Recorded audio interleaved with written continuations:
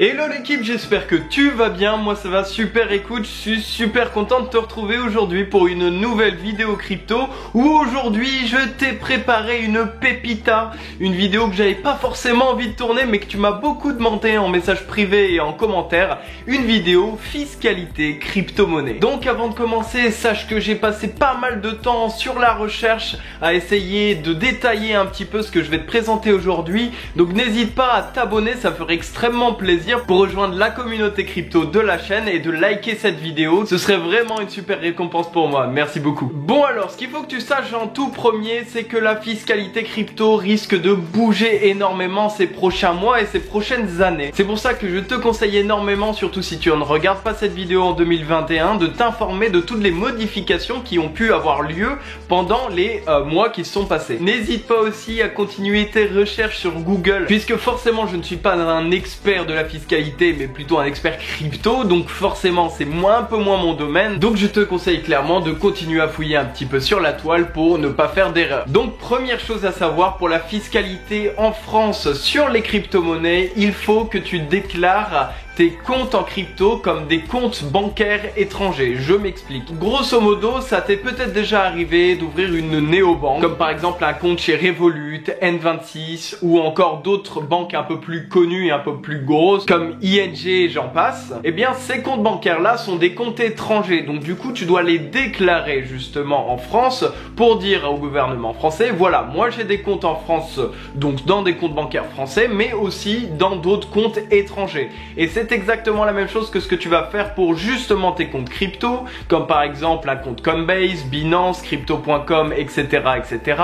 Il va falloir déclarer ces comptes crypto-monnaies là comme des comptes courants ou des comptes bancaires que tu pourrais avoir dans d'autres pays étrangers. Donc quand je parle d'autres pays étrangers, je ne parle pas de ta nationalité, mais bien entendu de l'entreprise qui détient tes fonds. Par exemple, N26 détient tes fonds en étant en Allemagne. Coinbase détient des fonds en étant en Lituanie. Il me semble que je me trompe pas, ça doit être en Lituanie. Donc ces comptes, forcément, tu vas me demander, mais où est-ce qu'on les déclare, Valentin? Eh bien, c'est tout simplement dans le formulaire 3916 bis et non 3916 tout court, car 3916 c'est pour les comptes à l'étranger, 3916 bis c'est pour les comptes à l'étranger crypto-monnaie. Donc sur ce formulaire, tu vas devoir compléter toutes les informations qu'ils vont te demander, donc ton nom, prénom, le fait que tu sois titulaire du compte, le numéro de compte en question. Si tu n'en as pas, il faut juste mettre une adresse email ou d'autres informations. En clair, c'est pas très compliqué, je te le mets dans la description. La seule chose importante que tu dois savoir, c'est de faire ce formulaire pour chaque compte que tu possèdes. C'est-à-dire que par exemple, si tu as 6 comptes en crypto-monnaie avec Binance, Coinbase, etc.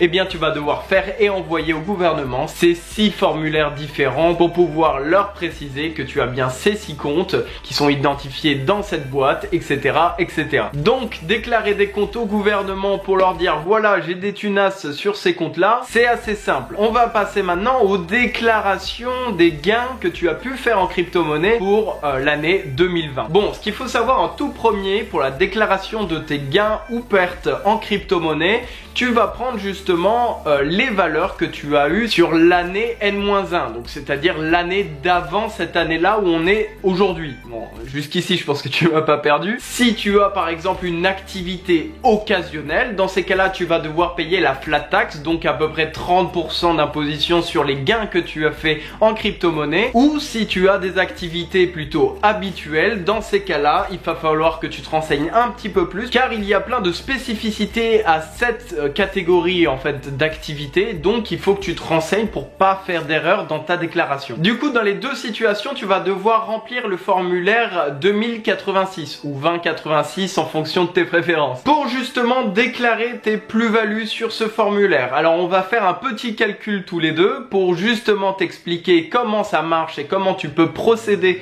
pour faire le calcul de tes plus ou moins values, car oui, les moins values il faut aussi les déclarer sur l'année, donc c'est comme ça. Bien entendu, tu ne vas rien payer dessus, mais il faut le signaler à l'État. Donc pour que ce soit plus simple pour toi, je te fais le petit exemple tout de suite. Donc ici tu peux constater la formule qui te permettra de calculer tes plus-values sur l'année. Donc tu peux faire justement prix de revente moins prix d'achat multiplié par le prix de revente sur la valeur de ton portefeuille total. Donc ici, disons, j'ai mis des valeurs test pour te faire comprendre et appliquer cette formule dans un cas concret. Donc en prix d'achat, disons qu'on avait mis 6 000 €.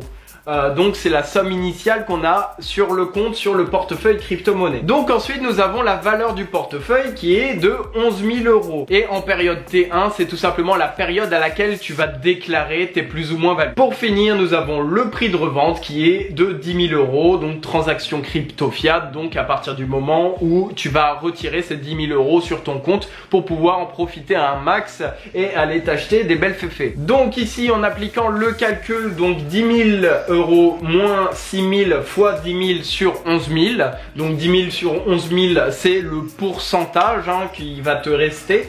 Et tu as du coup directement le résultat de la plus-value qui est de 4 545 € que tu vas pouvoir déclarer sur ton formulaire 2086. D'ailleurs, je te mets ce petit Excel dans la description, comme ça tu peux t'en servir et l'utiliser à ta guise. Ça te permettra comme ça d'avoir la formule de côté et que tu pourras essayer de copier ce calcul pour pouvoir faire ton propre calcul et calculer du coup ta plus-value de l'année 2020. Maintenant, il faut savoir bien entendu qu'il existe des amendes, des frais si tu ne fais pas tout ça. Et oui, tu peux payer entre 750 et 1500 € si tu ne déclares pas par exemple tous tes comptes crypto-monnaie en temps voulu au gouvernement français. C'est comme ça, mais du coup c'est important de le faire et surtout de ne pas oublier un seul compte, même s'ils sont clos, je le rappelle. Il faut vraiment que tu les déclares.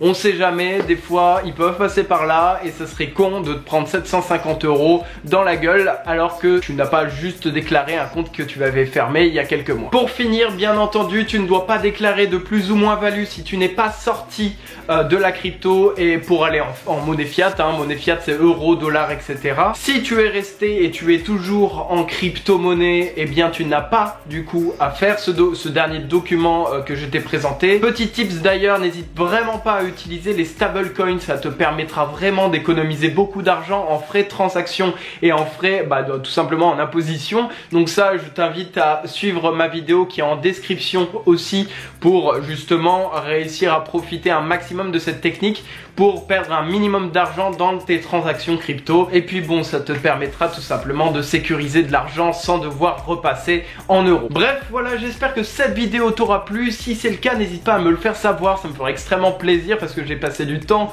dans toutes ces recherches pour pouvoir te la faire. N'hésite pas aussi à t'abonner, à me rejoindre sur Instagram et dans notre groupe Telegram des investisseurs crypto décomplexés. Et nous, on se dit à dimanche prochain pour une nouvelle vidéo tous les deux. Bref, c'était Valentin pour te servir.